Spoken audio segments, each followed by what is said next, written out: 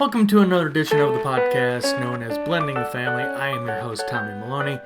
Thank you for coming by. Thank you for downloading this, and you download it, and hopefully you're going to listen to it. I don't know. You might just want to download it and then walk away. I don't know. How are you doing? You doing good? I hope you are. I am.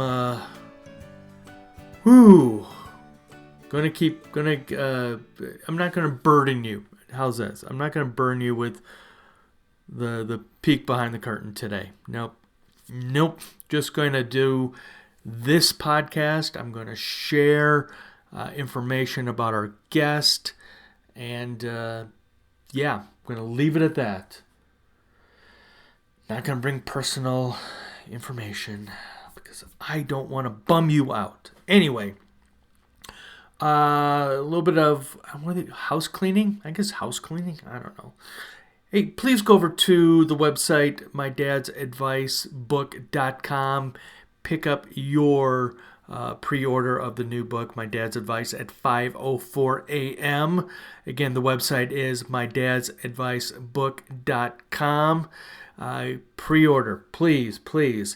What else is going on? So I've been toying with this, and maybe by the time this podcast has already come out, I have created a Facebook group. As much as I am not a fan of Facebook, the only reason why I ever came back to Facebook was because of my business coach, Mr. Glenn P. Brooks Jr.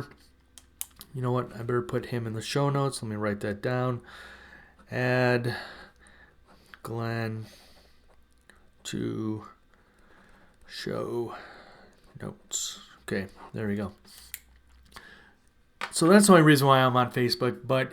And I guess I don't mention this enough. I mean, Blending the Family has a Facebook page. So go to Blending the Family. I think I've got like 2 people that follow it or like it. I don't know. I'm a LinkedIn person. I love LinkedIn. Oh, and you can find me there too at The Tommy Maloney. Seriously, The Tommy Maloney on LinkedIn. So I am, wanting to start a Facebook group for bonus dads. I'm in 2 men's groups, and I get so much out of it. I feel that maybe I need to step up to the plate and kick that winning field goal. That was a joke. Anyway. And also, I will be adding to the website. Hopefully by the time this episode comes out, the website's done. And I am going to add group coaching to my repertoire. All right, so we talked about the new book, possibly a new Facebook group. I'm toying around with, I guess the word of the day is toying around, or the words. And I went on, this is really cool. Here's some business info for you. If you're trying to build a business and you don't know what to name it, one way to figure this out is go to Spotify. Spotify has a business generator. So I typed in bonus dads and came up with a few suggestions from Spotify's business generator, business name generator. And I'm liking one of them. So go to Spotify, type in a word or two, and it will generate a business name for you. You don't have to, like them all, but you can bounce around ideas. So that was what I did for this potential new Facebook group. What else is going on? So I'm recording this before the big trip, the big college campus tour trip. And you'll have to check it out. I don't know how we can go back in the past. I am just losing it. I know I'm losing it. But anyway, my son Connor and I are doing a guy's trip, and I'm excited about this because I went to a small school up in Minnesota called Winona State. Had way too much fun. Didn't study. I wish I had. I think that's when I should have realized college was just not for me. Shouldn't have wasted the parents' money. And I apologize to my mom and dad for wasting your money on that. And then going to another college, and I ran out of money because I was paying for it. And so anyway, I'm excited. We're taking this trip, and then we're going to take a trip within a trip. We're going to spend a few days in my hometown of Chicago. Going to have some Chicago pizza. I was telling that to a friend of mine, a good friend of mine named Miguel, and Miguel's like, New York pizza is better. And I'm like, whatever. Chicago pizza, this little bomb.com, as the kids probably don't say anymore. But anyway, looking forward to this because when I went to Winona State, my dad took me to go visit the campus. And it was luckily because of him, he found a place for me to stay. He's just a great connector, networker, salesperson. And so, again, because of him, I was able to land a place off campus. And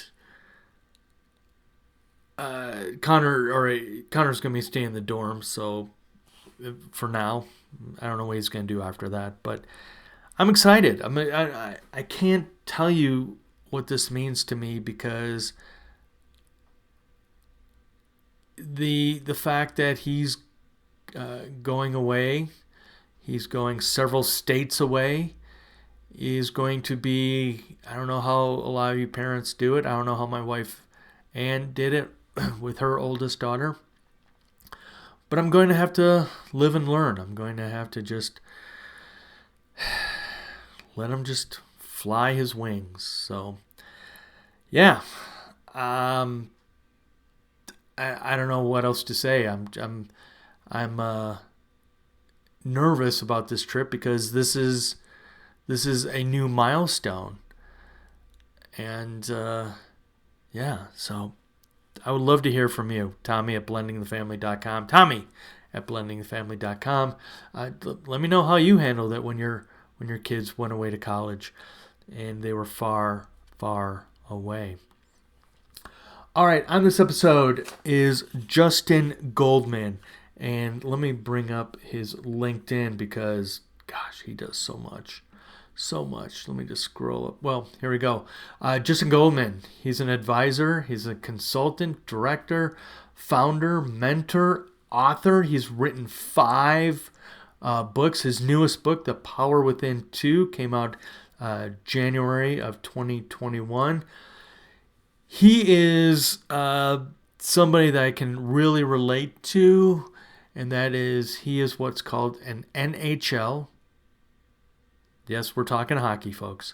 Emergency backup goalie. And he'll talk about that. And you'll get to hear my story many back in the 90s when I was an emergency backup goalie, other known as being an EBUG, emergency backup goalie. Get it? EBUG? Yeah. Anyway, Justin and I had, this was a conversation I've wanted to have with him for a long time. And it turns out it was almost 4 years ago when we tried to do it the first time, but we had internet issues. But things we talk about on this episode is my prediction was wrong. Especially after last night. My prediction was way wrong. Gosh, I can't believe it. But anyway, I will probably be, I'll just say this right now, at the time of this recording, I'm probably going to jump on the Montreal Canadiens bandwagon. Probably. Justin also, without knowing it, validated how we end this podcast with my quote from Terry Crews, "Your success is my success." And Justin tells a story that, again, really proves how cheering on somebody else, even if it's somebody you don't like, cheering on somebody else and what that can mean to that person who's doing the cheering. How do you become an elite performer? I know this podcast or this episode is going to talk, the foundation is hockey, but you're going to hear a lot of great information from Justin talking about how to be an elite performer, mental toughness. We talk a lot about mental fortitude. So, Justin Goldman, you can find him out on LinkedIn, and his information will be in the show notes. But again, this is a conversation I've wanted to have for a long time because of the mental aspect of not just sports, but again, we can take a lot of information that Justin talks about and put it into parenting. We can put it into the business world. We can even put it into, how to train your dragon. Okay. I'm excited sharing this. I'm always excited about sharing the guests on this podcast. Without the guests, I don't think I don't think you'd listen. I really don't. And I only bring that up, and this is not an ego thing. This is conversations I've had with other people. I mean, even a few years ago, my wife Ann and I were at a charity event, and I ran somebody I know that listens to the podcast, and he's like, "You don't need all the guests. I think that you can still do the podcast without them." And I'm like, it's a crutch. For me, it's a crutch. I love talking to people. I love showcasing and spotlighting, and we've got some upcoming podcast episodes with just some great people. So there you go. All right. So again, Justin Goldman is our guest on this episode of the podcast, and I hope you get something out of it. I did. I really did, especially a little bit of a peek behind the curtain. The way I end the guest interviews, let me grab the other notebook. For 2021, the question to them is, if you could step into my shoes, what would you have asked that I did not ask? And I get some great answers. And Justin, I was mind blown by what his response to that. And I would highly recommend taking notes. A lot of things he said, including how he answered that question, because you could use this as a parent. You could use this in a business interview. So let's say you're hiring somebody. This could be something you could use to find out a little bit more about the person you're interviewing with, or even maybe you're at a dinner party or a lunch and learn. This question, what Justin, how he turned it around was just brilliant. So thank you for listening. Thank you for downloading. I know I talk way too much, and I apologize, but that's who I am, and I really needed to talk right now because I'm under a little bit of stress. And again, sorry, just gonna leave it at that. All right, validation. Thank you, Justin. You validated why I use this quote from Terry Crews, and that's how we're going to end it. Justin Goldman, thank you. Here we go. As Terry Crews would say, your success is my success. Justin, it's been too long, and I'm so happy that we were able to finally... Gosh, it's been years. It's been years since we tried it the first time. I think you had just moved into a new place. Yeah. When we tried recording this the first time. So how is the place? Well, the place no longer exists because that was back when my wife was still living in Finland and we were dealing with the whole green card process. And that was already, at least 4 years ago. So Wow. that place no longer exists. We live in an awesome house in Castle Rock, Colorado, which is about 30 minutes south of Denver. And yeah, everything's great. The green card process is thankfully over. We don't have to worry about that nonsense anymore. And yeah, we're doing great down here. And obviously, it's been a very challenging year for myself personally, but otherwise, everything's been going great. Yeah, I want to start off because you can understand where I'm coming from. You can relate to this. And I know the listeners are going, oh, God, are we going to talk hockey? Yes, we're talking hockey. The greatest sport on earth. I'm sorry. I am going to put it out there. So I know you have I don't know what to call it. It's, I guess, a part-time job with the Colorado Avalanche as an emergency backup goalie. Here's my story, Justin.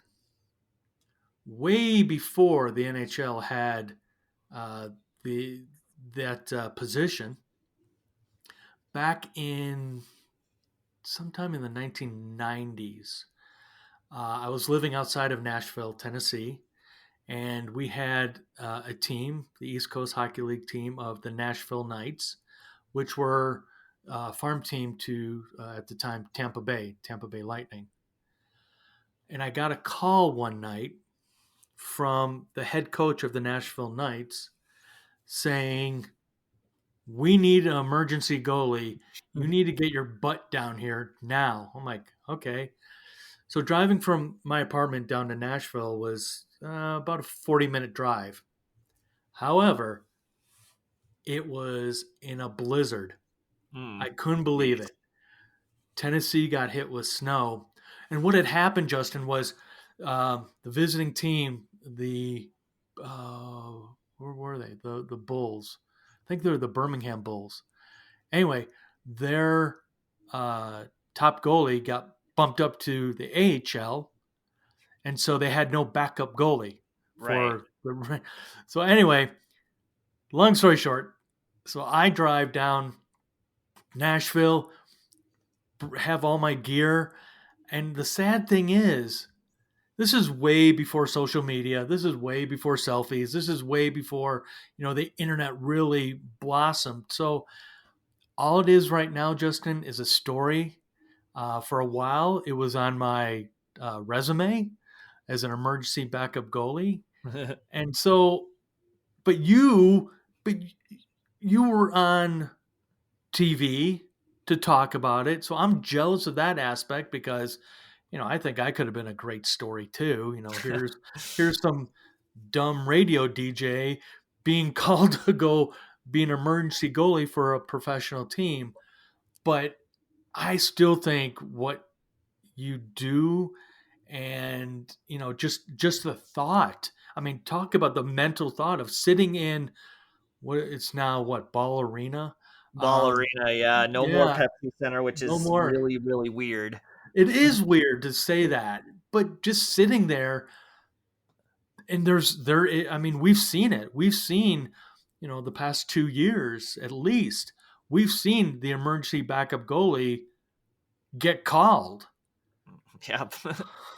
Yeah. So what's that? I mean, what's that like, sitting there watching, and you really do have to prepare yourself.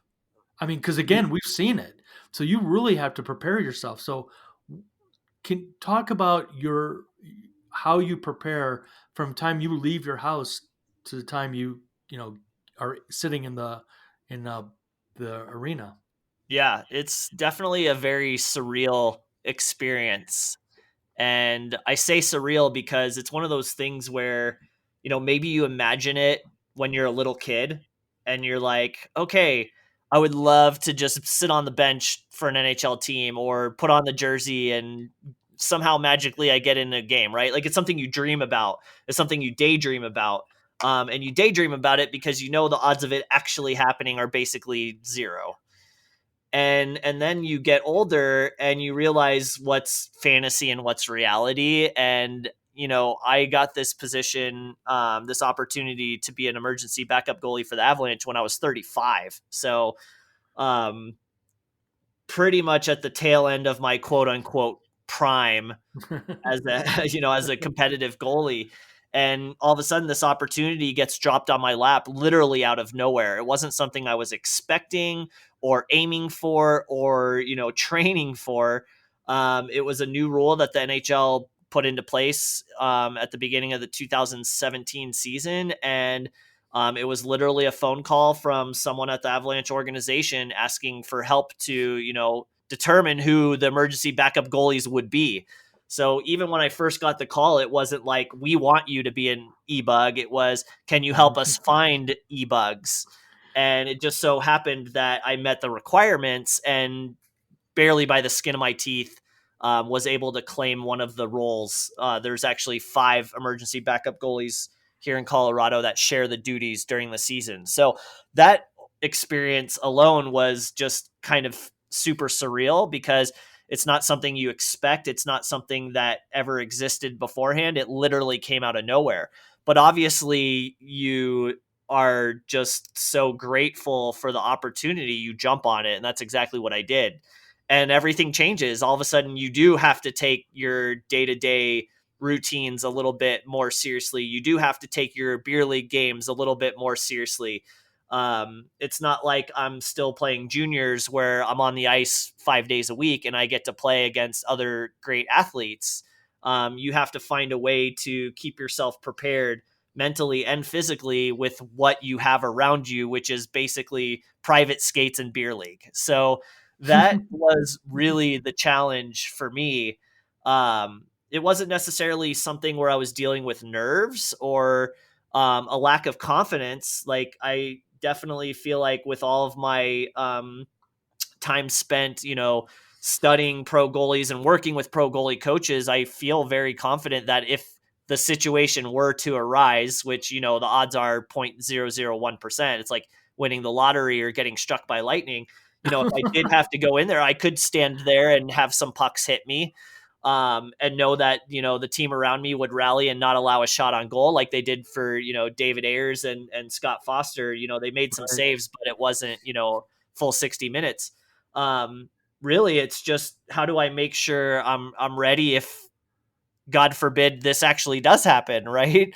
And so that was always the challenge. And for me, just every day, it's knowing that this is something that could happen and you have to be ready. And it's great because it helped me develop some good atomic habits, some good small habits that have made me healthier and just a better person overall, from like not eating so much greasy food to, taking the time I'm on the ice a little bit more seriously and not taking it for granted, to just little things like stretching at home when I'm watching TV with my wife, right? Like, that's something I just never did before.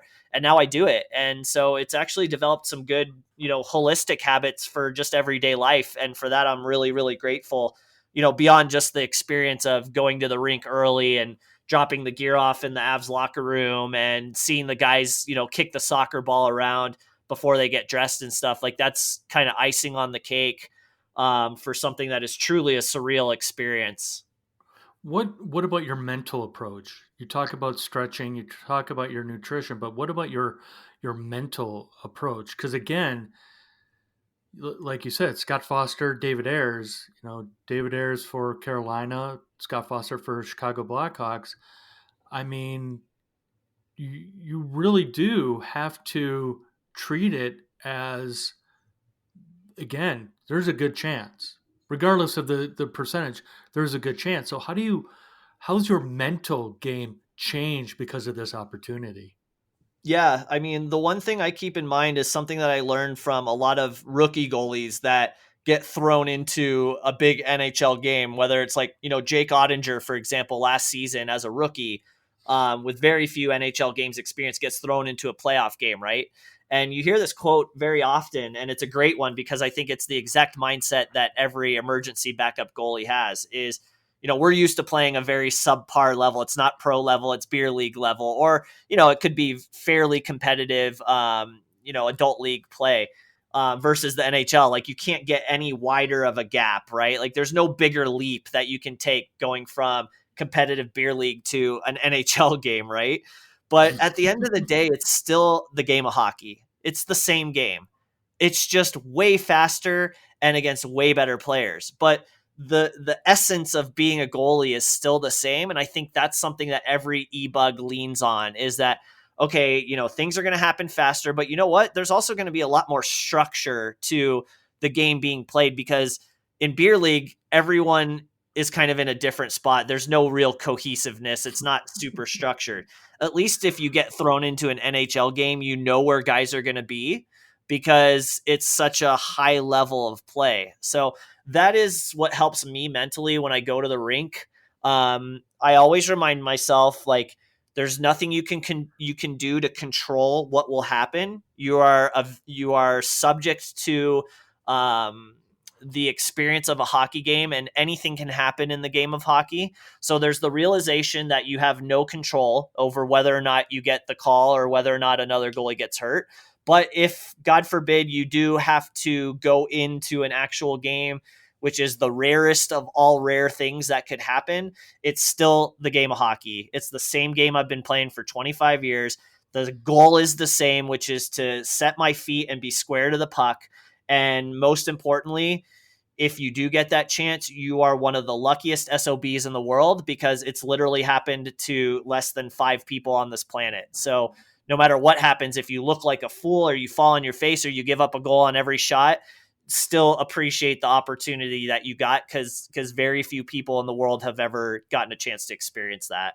Well, you bring up an excellent point, and I am such a fan of Stoic philosophy. And you're talking about things that you can and cannot control, and that's part of the Stoic philosophy, is focus on what you can control. Um, I just saw this today. The single most important practice in Stoic philosophy is differentiating between what we can change and what we can't, what we have influence over and what we do not. And you know, we can sit here and use that as a part of a sports analogy, but it's also about our daily life. There are certain things that we can control, and there's certain things that we cannot control. As one of the things I always say to my son, when back in the day when I was coaching him, is, let the game come to you. You know, mentally, you want to try and slow it down so you can visualize what is going on. And so, one of the things I find fascinating is with what you're doing, Justin, is it's not just about the, like you were saying, being square to the shooter, making sure, your feet are planted, and make sure you're shuffling, make sure, you know, make sure you've got your skates sharpened, make sure your stick isn't broken. But it's more of that. It's the mental aspect. And I remember, I vividly remember one of first games my son was in net. First period ends, he comes skating to the bench, and I look inside his helmet and I can see he's crying. I'm like, dude, what's going on? Are you okay? Did you get hurt? He goes, no, I let in a goal. I'm like, dude, we got 2 more periods to go. You've got to, relax and understand. And one of my personal philosophies with him and other kids I coached was, at the end of the day, nobody's going to die. You let in, 1 goal, you let in 7 goals. It's okay. Mm-hmm. Nobody's going to die. And so, with what you're doing in between the 5 books you've written, and I say that because I'm jealous. I feel like a slacker, but there is so much to, and I want to just dumb it down to youth sports, that it's not just about the physical fitness, but it is a mental. And yeah, I'm going to be biased and say it's more mental on a goalie, especially as you're well aware. I mean, especially now as we're talking, we're in the NHL playoffs, and so as a goalie, you you have to be like a duck and let the water roll off. You let a goal in, you got to move on. And so, what mental tricks from other professional goalies have you learned that you were able to share with others and also helped you with your game? Well, I mean, that's the beautiful thing about the books that I've written and co-authored with Mike Valley, former goalie coach for the Dallas Stars, is that every single pro goalie has different strategies that they've learned through their experiences, what works and what doesn't for them. And I think that's the beautiful thing about, not just goaltending, but being an athlete in any sport, is that you may play the same position as someone else. There might be, two defensemen and three forwards on the ice, but at the end of the day, how you perceive the game and how you process and how you manage the emotions of playing, a competitive sport is what makes you unique as a mental warrior. Everyone's got the ability to achieve greatness inside of them. It's just a matter of having the confidence, knowing that you have the capacity and you have the ability. So honestly, I've learned I learn strategies from everyone I talk to, whether they're a pro goalie or a beer league goalie or a youth goalie, even, because everyone experiences the game a little bit differently. And because we all experience things differently, we all have different challenges. Some goalies are able to let goals roll off their shoulders very easily. They could care less. They have the Carey Price mentality where they are just always focused on the next shot. Other goalies have incredible ability to compete, but because they're so ultra competitive, they do take goals against really, really hard, and that does set them back. So everyone has different capacities and different skills. And part of the journey of, becoming an elite performer, or, rising to the top of your abilities and being the best version of yourself, is finding out what works and what doesn't. And I think that's something that always stuck in my mind when I was younger. Like, one of the reasons why I was able to turn goaltending or hockey into a career is because I just took everything as a learning experience. Like, I didn't have the ultra fierce competitiveness that I needed to be a college or a pro goalie. But what I did have was this ability to see everything as an opportunity to get better. And so when I gave up a goal, I actually was okay with it, because I was like, well, you know what? That's a chance for me to learn what I did wrong, and I'm going to make sure I don't do it again. Of course, I did it again, because that's the reality of, being a goalie too, is you give up a lot of goals. Like, that's, and I was always very realistic with the experience of being a goalie. You know what, Justin, you're going to give up goals. That is the nature of hockey. Doesn't matter how good you feel or how dialed in you are or how many things you did right leading up to the puck dropping. You know what? You're at the mercy of the game, and hockey is a crazy game. Pucks do weird things, and you're going to give up goals, and that's totally okay. So that was my kind of um, area of elite performance, was my ability to embrace the faults, embrace the mistakes, embrace the losses, embrace the negative stuff that happened, and realize that it's still going to make me better. Now, again, some goalies are really good at that, and some goalies are really bad at that. But that's, again, the beauty of being an athlete or being any person who's in a competitive field, is that the more that you share these things, the more that you have these conversations about mental performance, the more you learn, and the more you can try to, fill in the gaps where you feel like you struggle. And it takes that honest approach and that, growth mindset to, become the best version of yourself. Yeah, I emulated Ken Dryden when I was playing, because Ken Dryden, after he gave up a goal, he would do that stand within the crease, lean on his stick, and just stare at the other goalie. And that's how he would reset himself. And I learned from, I think it was Corey Crawford, the former Blackhawks goalie, Mm-hmm. that his mantra was next shot, next save after he gave up a goal. So I would take, the Ken Dryden approach with my son and say, just go reset yourself. And, you'll see that from at many different levels of goaltending where, a goalie gives up a goal, and what do? They skate to the boards and then skate back. That's how they reset. Um, uh, who is it?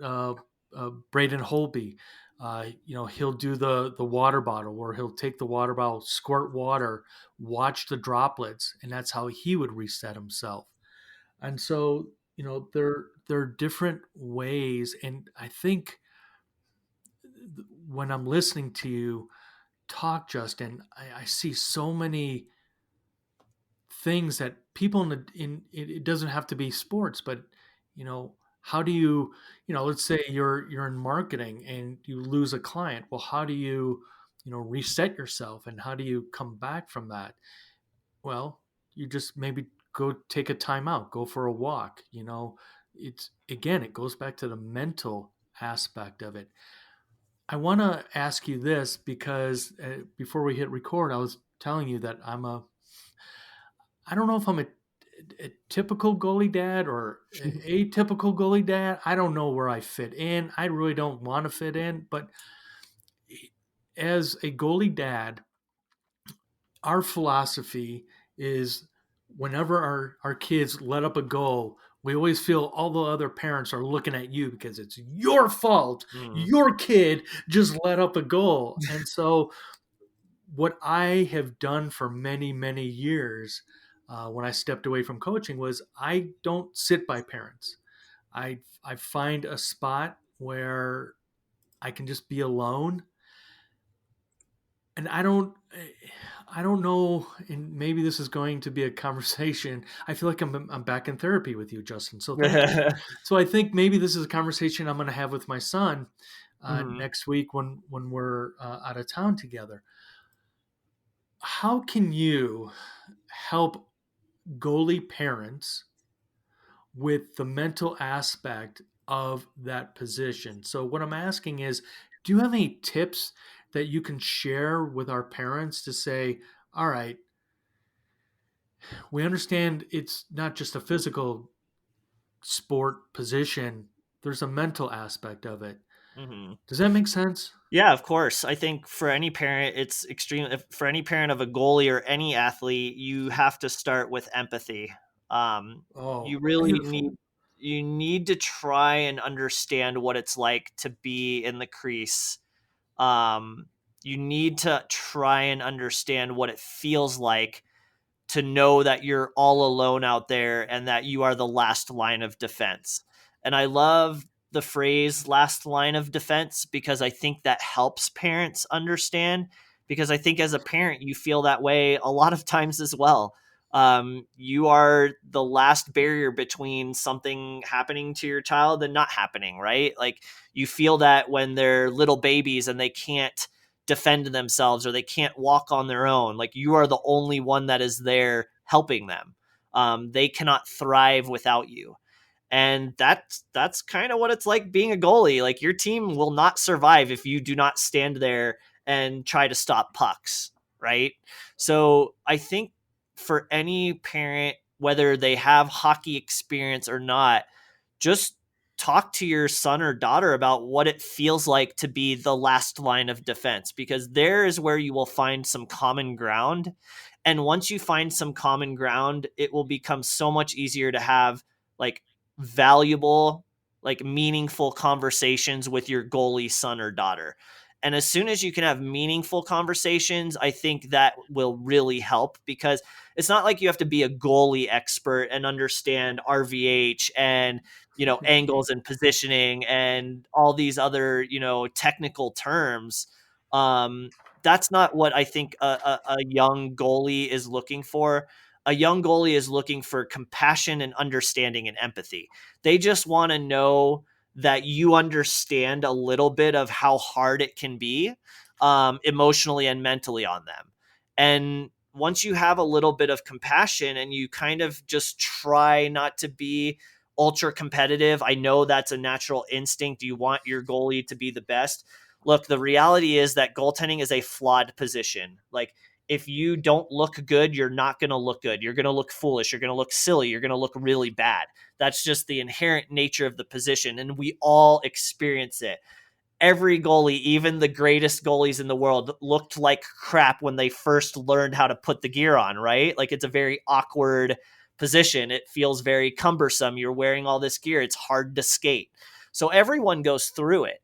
And it's only the goalies that are truly driven and are truly supported, um, or at least not forced to be ultra competitive too soon, that are able to kind of thrive and push through it because they're just having fun. So I think at the end of the day, it's like, be empathetic, try to understand what it means to be the last line of defense, and then just never put so much pressure on your son or daughter that they start to hate playing the game that they love.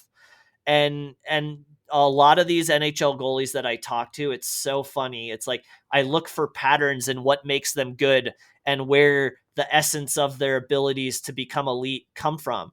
And a lot of it, they all say the same thing. My parents were never really hard on me. They just wanted me to have fun. They never forced me to be a goalie. They never expected me to be great. They never put this much pressure on me. They just let me play, and they appreciated the fact that I had fun. So I know that's a little bit cliche, that part, but it's so, so true. Like you can't add additional pressure to what they're already facing. And if you don't know what kind of pressure they're already facing, you're not going to know when to dial it back as a parent. So that's mostly just, again, empathy and awareness. And we're seeing that, all over the world now. We're starting to hear this term empathy more and more. And I'm so glad that we are, because it's so true. You talk about diversity and inclusiveness and all these other really important elements of, living in a society that we're living in now. And it really just comes down to, can you at least take a moment to try and understand what someone else is experiencing? And because goaltending is so foreign, I don't think a lot of parents really truly take the time to try and understand what it's like to be a goalie. So yeah, I guess that's kind of where it starts and ends for me. And if you don't understand, go put the gear on. Go Dude, be. you know what? You know what's so amazing about that now is that with the technology and virtual reality, wearing an Oculus headset and the Sense Arena program, parents can feel what it's like to be a goalie without having to actually go out on the ice and do it. They can throw on a VR headset and do the Sense Arena program for 10 minutes, and every parent's going to be like, "Holy crap, this is way harder than I ever imagined." It kind of looks easy when you watch it on TV because you're watching the best of the best do it, and there's a lot of flow, and like it's really seamless. But man, it's such a different world when you actually try it and experience it for yourself. I don't know. You gotta have the smell. You gotta have the Yeah. the inside the helmet smell, the pads. I mean, I always remember my mom was like, "Ugh, leave your gear outside. Just leave your gear." I'm like, no, it might get stolen. She'd be like, Yeah, That's okay." that's funny. That's very true. I think parents that have experienced the game before also struggle. Goalies that have goalie dads or goalie moms, that can be difficult too, because there are certain expectations that are set. And so I think that's part of it too, is what expectations do you have in your mind as a parent for your goalie son or daughter? Are you expecting them to win every game? If so, that's not realistic, and that's going to bleed into the goalie, him or herself, and that's not good either.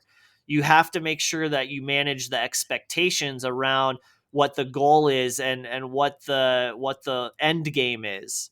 And if this goalie, this imaginary goalie we're talking about, is under 10 years old, man, it should just be about having fun and being with your buddies, and don't worry about the expectations or the end goal or the end game until, they're at least a teenager. Yeah, you were talking earlier about hating the sport. If it's not fun. I remember. I can't remember. I think it was when I was going through my level 2 coaching through USA Hockey, and one of the statistics they said was at the age of 10 is where a lot of kids leave the sport because they're not having fun. There is too much pressure, both from the parents and coaching. And one of the biggest life lessons I learned was, you hear and read about, love languages. Well, as parents and as coaches, you need to understand your players and your kids' communication language. So when I was coaching, I had to figure out. through through a lot of errors, if my son gave up, a bad goal and he would come to the bench, I need to understand how can I communicate with him without him having an emotional breakdown right there on the ice. And one of the things I learned because of that was just staying calm, just staying calm. And, I do have empathy because I did play, but I didn't start playing until just after high school. So I really couldn't relate to the youth aspect of it, but I could still understand, when you give up a goal, you give up a goal. How do we move on from that? And I feel that we do, we do have both ugly parents and ugly coaches, not just in hockey. I mean, we've seen the ugliness of youth sports. My point here is, just understanding, how do you talk to your son or daughter? How do you talk to your players? What is their communication style?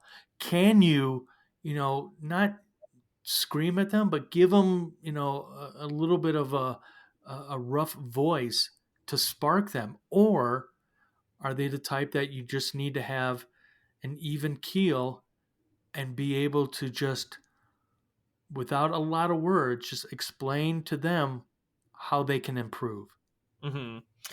Yeah. Yeah. And I think, again, whether you're a coach or your parent or you're kind of a hybrid in between, I think it all starts with trying to find a common ground of understanding, and starting from a play, and that starts from being genuine with what you're trying to learn about your son or daughter. Um, and I think, again, I always think about it. I don't have kids yet. I'm not a parent yet, but I always think about my experience growing up and how my parents treated me when it came to the sports stuff. Like, they genuinely just wanted to understand what I was going through. They didn't care about, um, trying to teach me a lesson or instilling a certain attitude or character trait in me. I think that happened naturally. But when it came to sports and performance, they just genuinely wanted to understand what I was going through, and they just wanted me to open up. They wanted me to know it was okay to tell them that I felt like crap, or vice versa. And I think because I knew my parents were just like genuinely trying to understand, because hockey was a foreign sport to them. Like, I'm the first in my family lineage to ever be an ice hockey player or be a goalie. So a lot of it was just them wanting to genuinely understand. And I recognized that. And I knew that I wasn't going to get reprimanded, or they weren't disappointed in me. I think one thing that you experience with a lot of young goalies is that when they give up a goal or lose a game, they're so young that they think that when they've given up a goal, when they do something wrong, that there's something wrong with themselves as a human being, like as an actual person. And when parents react negatively, they internalize that as if there's something wrong with their being. Do you get what I'm saying? Like, if there's actually something wrong with them as Right. humans. But it's hard as a parent to make sure and distinguish that, no, no, no, you didn't do something like, I'm not upset with you as a son or a daughter. I'm upset because I want the best for you. I just want you to have success. But again, a lot of our reactions don't necessarily take that into consideration. And that's why, again, it goes back to empathy and understanding. If your son gives up a goal and you react to, like, you throw some paper in the air, you throw your coffee or whatever, like, that young goalie is going to think that there is something wrong with them internally. And that's the last thing we really want. But again, young kids don't understand. They can't make that distinguishment, especially in the moment when they're just trying to play a hockey game. So I think that's really important too, is to realize that when you do something wrong as a kid, sometimes you think there's something wrong with you. And we know as adults that's not the case. But our reactions don't, and our first instinct as a parent doesn't always take that into consideration. So that's really important for goalies, because again, when you give up a goal, all of the eyes are on you. Everyone's watching you, and everyone sees the same thing.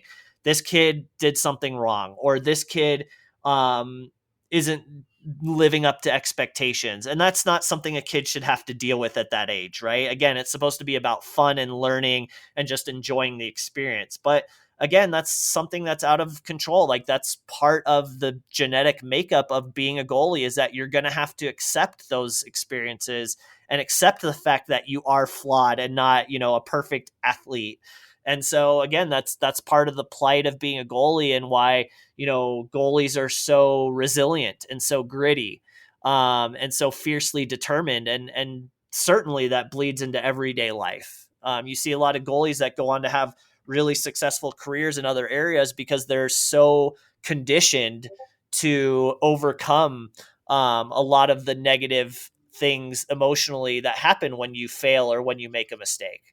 So that's kind of a long-winded answer, but really just being genuinely interested in what it's like to experience the goaltending position, I think, is really what helps a goalie as a child bring their guard down and actually open up about the frustrations or the anger or the disappointment that they may be feeling. And as soon as that happens, it's so much easier to get over it. And you learn so much about your child throughout that process. Oh my gosh, you bring up an excellent point, and I'm really excited about this. And that was um, just a few months ago when my son was in finishing up his U18 career here in Colorado. The team was in I think it was semifinals, and the game was getting ready to go into overtime. And the referees were talking amongst themselves. I think they were just, talking as far as making sure they had the rules right, the time, how many minutes on the clock, things like that. And I took a picture of my son. He comes out of the net and he has everybody on the ice. So the 5 other skaters in front of him huddle up and making sure they were all on the same page, that they were, number one, making sure that, they were doing what got them there. And it was a proud daddy moment that here he is, and, letting his other teammates know that we're going to have fun, but, you know, let's go out and win. And so I my struggle for my struggle now is that, as I told you before we start recording, is my son is going off to college, and my my internal struggle is that, did I do enough? Did I, am I good enough, or have I been a good enough dad? And when you see that, you want to take, as a dad, as a parent, you want to take a little bit of credit, but at the same time, you're watching your kids grow right in front of your eyes and seeing leadership in action. Actually, that's what I titled I wrote a piece called "Leadership in Action." Mm-hmm. And when you see your kids step up like that, and you take a step back and you go, how beautiful. It's just a beautiful moment. Yeah, that's awesome. And I mean, for me, again, not being a parent, but working with kids all my life and having such a close relationship with my dad, a lot of the lessons my dad taught me, I didn't learn until I was in my 30s. Like I'm one of those kids, I guess, that had to learn the lessons the hard way. And that would cause a lot of frustration with my parents. But eventually I figured it out, and it definitely took me longer than probably the average person, but I think my dad was really resilient as a parent as well, and realized that, what, like, he's going to have to learn this lesson the hard way again and again and again, over and over again. And it takes a lot of persistence. I can only imagine the persistence it takes as a goalie dad, working with the kid to try and teach those lessons. And it's like, there's so many opportunities to show that you've learned the lesson, but it doesn't always happen. But eventually you just, you kind of like hope that eventually they figure it out. And that's how it was Right. for me. Like I finally figured it out in my late 20s, early 30s. And then, my relationship with my father changed drastically and became a lot more, it wasn't just about, the success and the progress and everything like that. It was much more emotional based, I would say. So yeah, I can only imagine the frustrations that come along with that when, you try to instill these things in your kids and they continually don't showcase it, but eventually they will, I'm sure. So You hope. You really do yeah, hope. And when you do become a dad, if you need any advice, I'm here for you, Justin. I'll be listening to this podcast for sure. So one of the things I want to talk to you about is again the mental aspect, and I know we're going to be talking at a very high level. And what I mean by that is, two NHL goalies in a situation that happened this past weekend. Robin Lehner is one of my all-time favorite goalies, and I'm not just saying that because he played for the Blackhawks, but when he was playing for the New York Islanders, he came out to the public and to the press saying he was struggling mentally. And I mean, when you hear that from a professional athlete, that they have their own struggles, it really humanizes them. And so the other night, Las Vegas Knights and Montreal Canadiens are playing, was game 3. And Montreal sends the puck down. Marc-Andre Fleury goes behind the net to slow the puck down. And unfortunately, like you were talking earlier, those pucks, because, I mean, it's on ice, it's man made. As a former Zamboni driver, I can see, little bumps here and there. So the puck did take a unique bounce, ended up between his skates, right in front of the net. There's Montreal player, puts it in the net. Game tied 2-2. We go into overtime. Vegas loses. Game 4, you change your goalies. You bring in Robin Lehner. If we could play uh, armchair goaltending coaches, number one, the mental aspect of Marc-Andre Fleury letting in that goal. Mm-hmm. And then number 2, here comes game 4. Robert Lehner is now your starter for that game. And I'm sure there's situations that we're not aware of that other youth goalies have gone through where they have one bad game, they're benched the next game. What are your thoughts if you could be number one in Marc-Andre Fleury's head and be in Robin Lehner's head? Because I'm curious on your take on that whole situation on game 3 Yeah. going into game Yeah. 4. I think so I'll put myself in Marc-Andre Fleury's shoes. To be quite honest, this guy has seen it all, been through it all, done it all. I'm sure he's just like, the mistake that he made is a mistake that a lot of goalies can make. Like I said, pucks do weird things in the playoffs. You see situations that you don't see in the regular season because the pressure is so high and the players are performing at such a high level. And there's so much pressure to win that crazy things happen. Blunders happen. Like I said, pucks do weird things. So for Fleury, I'm sure it was actually fairly easy for him to move past it because it's not the first time he's given up a bad goal in a playoff game and it's cost his team.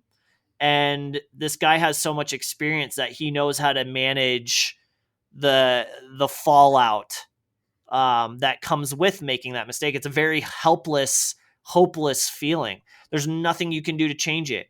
And when the coach makes the decision to go with the other goalie, you have to find a way to stay positive and support your teammates because you will turn everyone in that locker room off if you mope and whine like a baby. and you cannot allow that to happen. And it was great to hear what Robin Lehner said after game 4, after he had that wonderful performance. He mentioned the relationship that he has with Marc-Andre Fleury. And do you think their relationship would be as strong as it is, if Marc-Andre Fleury moped and whined and complained and moaned like a baby after the goal he gave up? Absolutely not. No one would want to be around him. But everyone loves being around Marc-Andre Fleury, and he brings this infectious, positive, upbeat attitude to the locker room, because when he does make a mistake or give up a bad goal, he just lets it roll off his shoulder because he's been there, done that. He's won his Stanley Cups. He's just having fun, right? And that's really hard to find in a goalie that is as competitive as he is.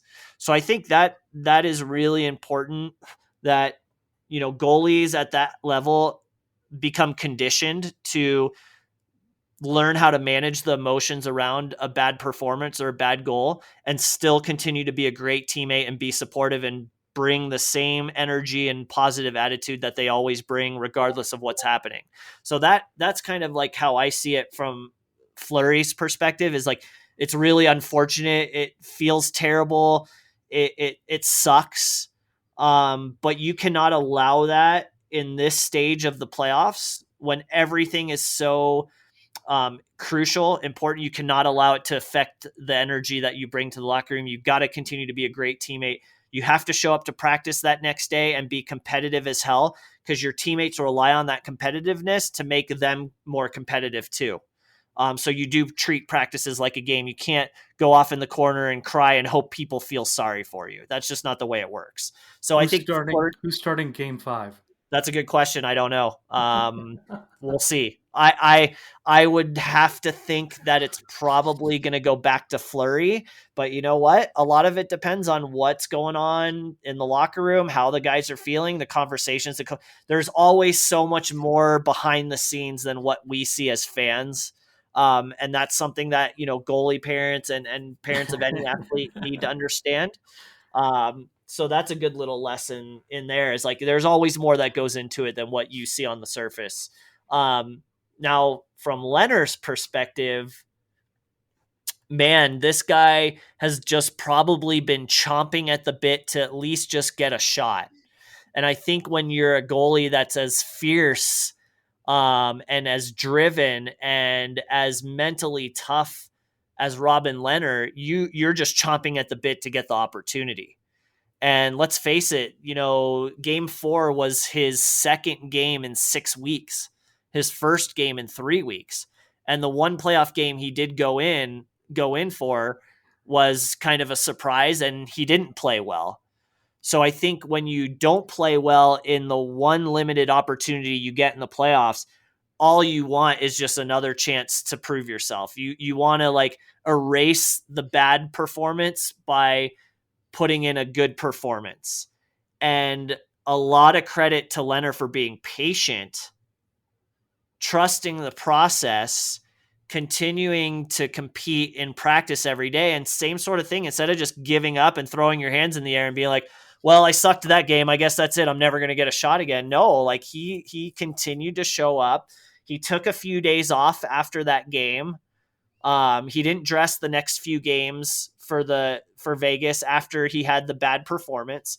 And obviously he did well enough in practices and waited, was patient enough to wait for that opportunity. The opportunity almost always comes when you least expect it. And I think this was the game where everyone did not expect it would be Lehner in game 4. And what did he do? He went out there and rocked it. Huge saves. Yes. He was a stud. That is why I think you look at Vegas's goalie tandem and you say, wow, what a special group, what a special tandem, what a special team. Because both goalies have this incredible resolve and this incredible mindset where they're very aware of the situation that they're in, and they're very aware of how important it is to always support the other, regardless of how you're doing individually. And that's why I feel like they probably end up coming out on top, not only in this series, but all the way to the end. When you have that as a coach, when you know that you can lean on both guys and that both guys are going to support each other and get over whatever kind of flaws they see in their own egos, you've got a special group, and the players feel it too. Like, let's not forget that a lot of this impacts the players as well.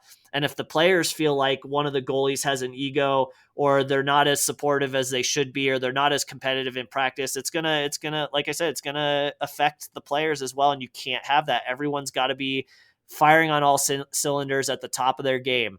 And so that's just kind of how I kind of break down like their mindsets.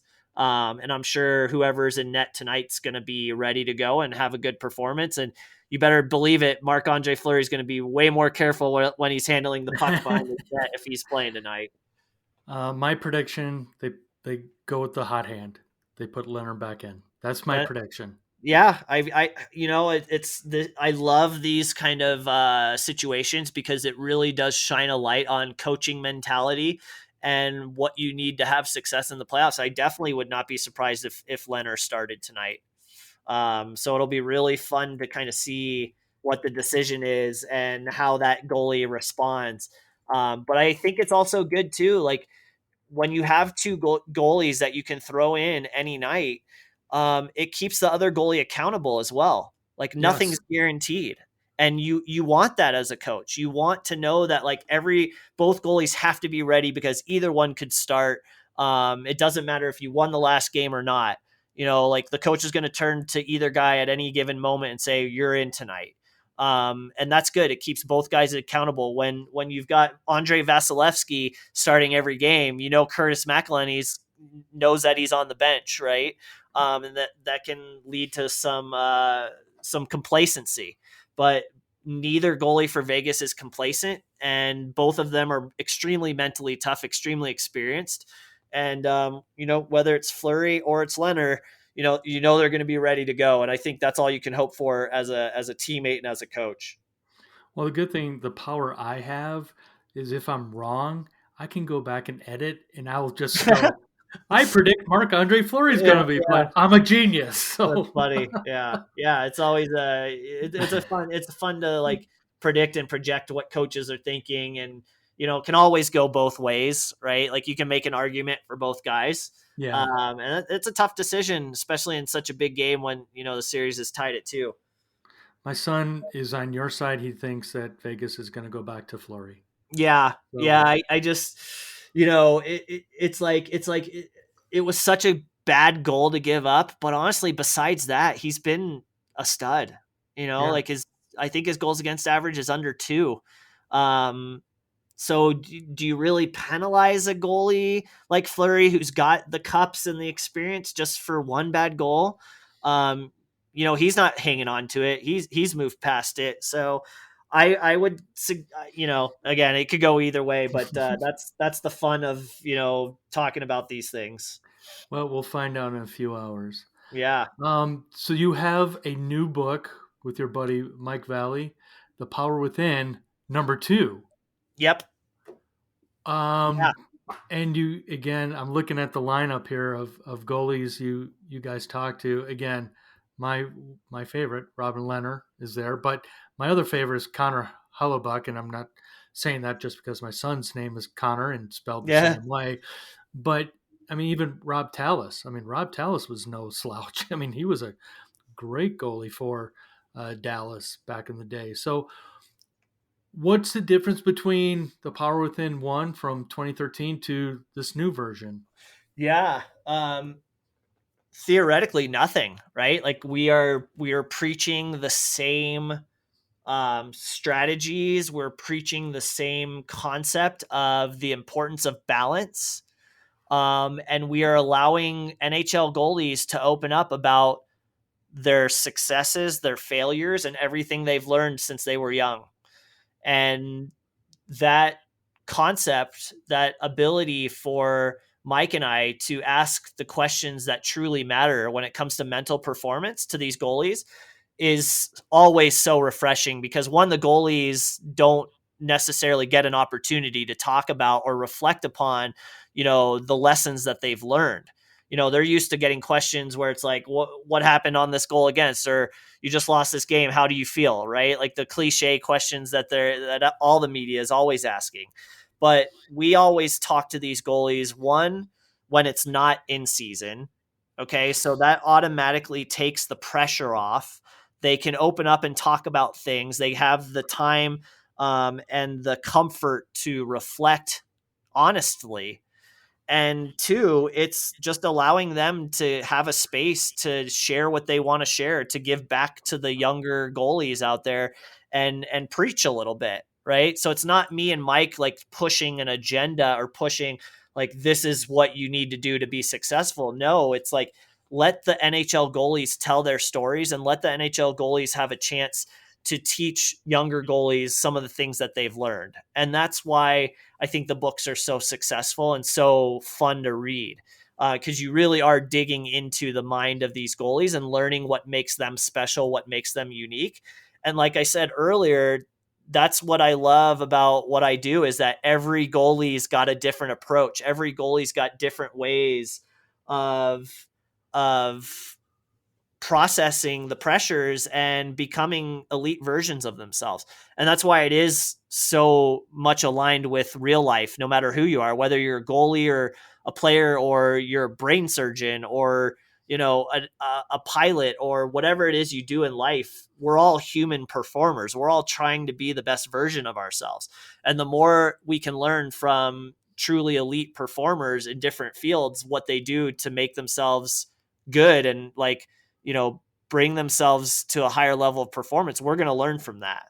And so that's, yeah, to answer your question, it's really no different, but obviously every goalie is sharing some really cool little strategies and little quotes that they've learned. And every goalie is just so different. Like they're all awesome. And so that's what we did. We did the interviews, and then what we always do is we put in some chapters in between the interviews that kind of highlight some of the main messages, some of the main lessons that come out of the interviews. Is there anything that sticks out to you, Justin, as odd that any of these goalies said about, I don't know, maybe preparation or, being an elite goalie? Anything anything that just stuck out to you going, oh, that was interesting? I wouldn't call this one odd because I actually love it. Like I think it's great. But it's something that I never really thought an NHL goalie thought about, if that makes sense. And so it was really unique and really like I consider this goalie very, very special because of it. And that's Pavel Francouz, the goalie for the Avalanche. He said something in his chapter that I was just like, man, that's the coolest thing ever. And I'm going to make sure every young kid I come across knows it. And it's funny because it actually ties in perfectly with what we were just talking about with Fleury and Leonard. And Francouz talks about how he had a teammate when he was in Russia, and he was he was much younger in his career, right? Like this was 4 or 5 years before he came over and started playing in the NHL.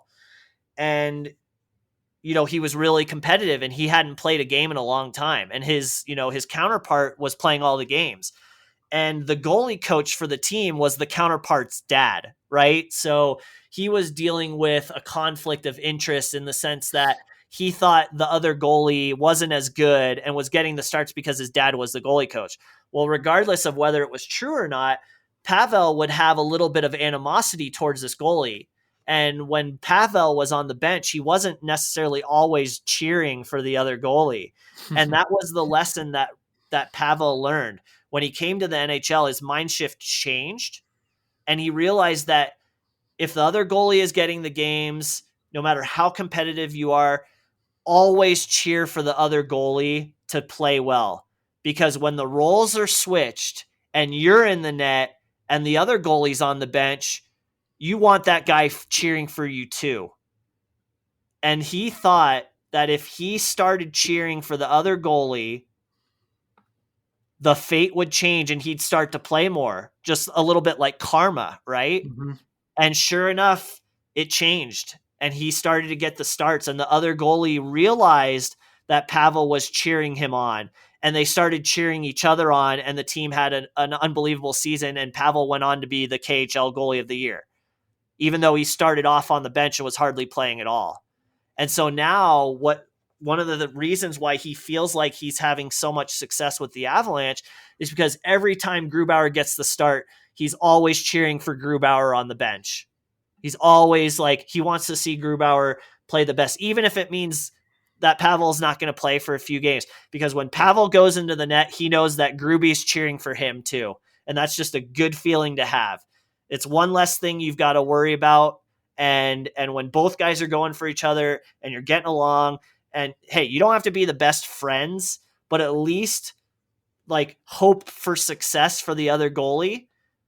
It's going to come back, and it's going to come back and help you too. Oh So my I gosh. thought that was just really cool. It's just one of those little mindset things that, it's not the first thing you would have with having a conversation with the goalie, but just the story that he told and how he explained it and how it shifted his mindset 1% in the right direction, how everything changed a little bit for him, and how it's continued to be kind of his mantra now with the Avalanche. And he was a stud as a rookie, and obviously it was unfortunate he had the surgeries this year and missed the whole season.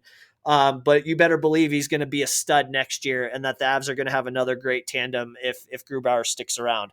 So I just thought that was a really cool story, and I wanted to share that one because it's also very relevant to our conversation about Fleury and Leonard. That is, I am, thank you. Thank you. That is a great story, because the way I always end the podcast is a quote I heard from Terry Crews. And Terry Crews is an actor. He's a hell of an artist. I don't know if a lot of people know this. He's also a furniture maker, but he was being interviewed with Tim Ferriss. And Terry Crews was telling a story about he was walking, I think it was like downtown LA, and he saw a billboard of a fellow actor who just got this new TV show.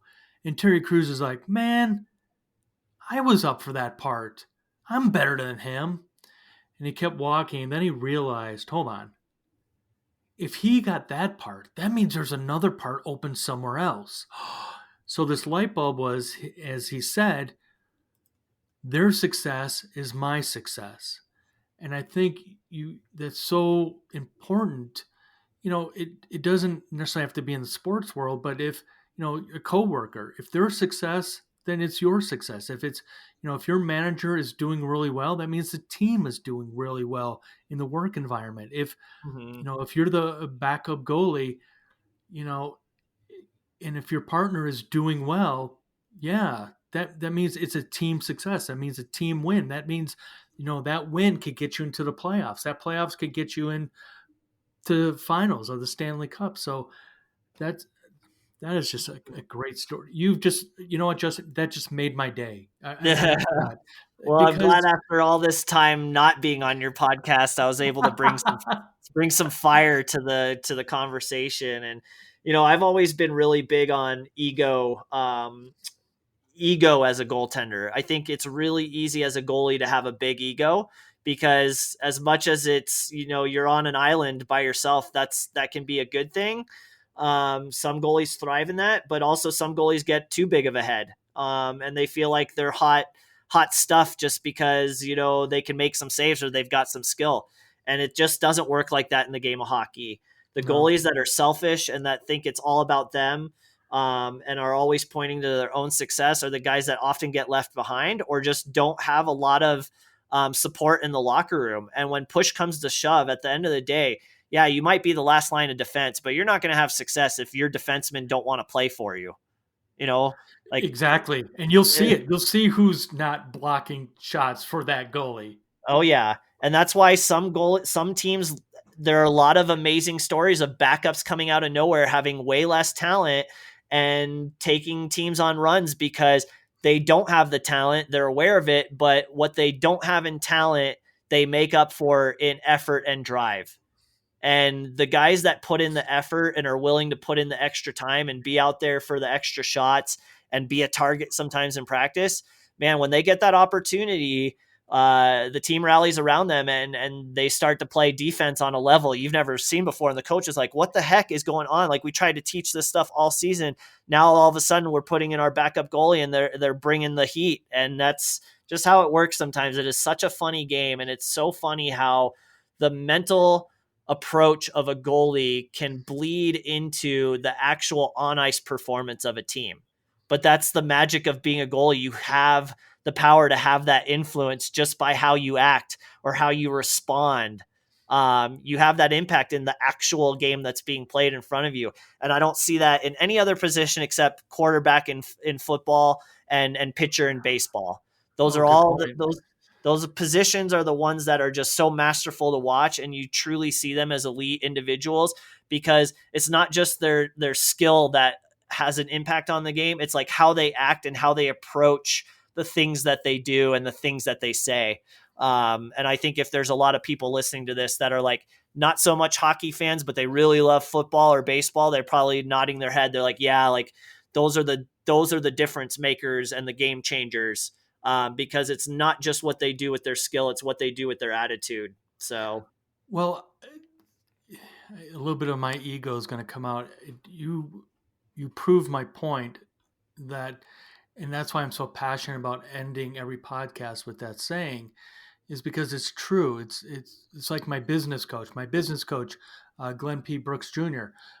He always says we all need some help.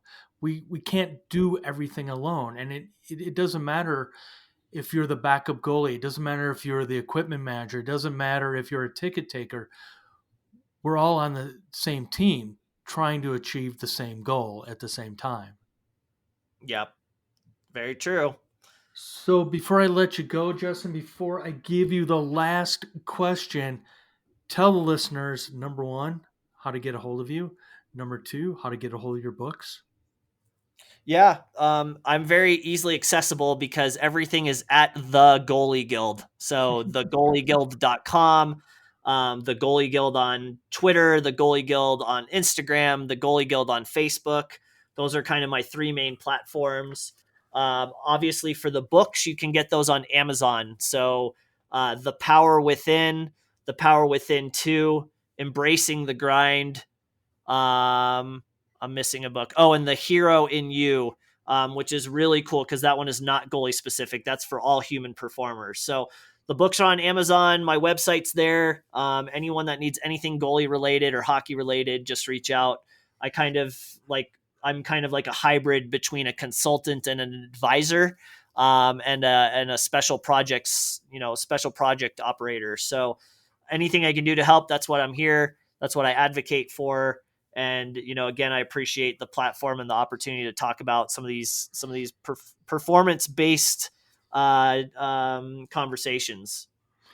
Yeah, and like I stated earlier, I mean, everything you talk about isn't really necessarily sports related. I mean, it is life related. It is personal development related, EQ related. So I am. Let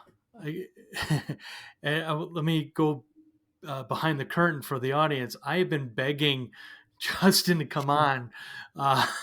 We had scheduled doing this years ago, but due to technical issues.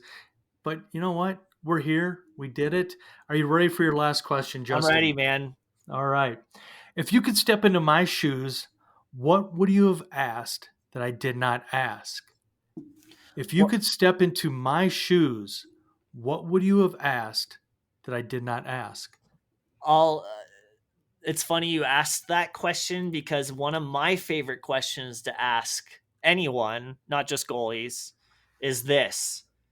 If you were sitting down at a table and across from you was your 18-year-old self, what would you tell him and why?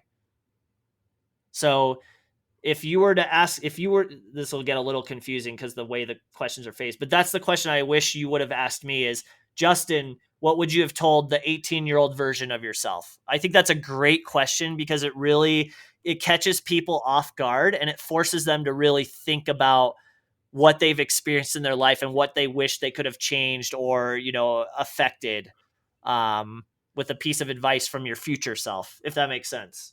Justin, what would you have asked your 18-year-old self sitting across the table from you today? What would I have told my 18-year-old self? Yeah. Um, if I was sitting down across from my 18-year-old self, I would say, man, just keep learning every day. Keep learning every day, because a lot of the success that I've had has come later in my life. I never really got any big breaks or any real opportunities to do what I love until my late 20s.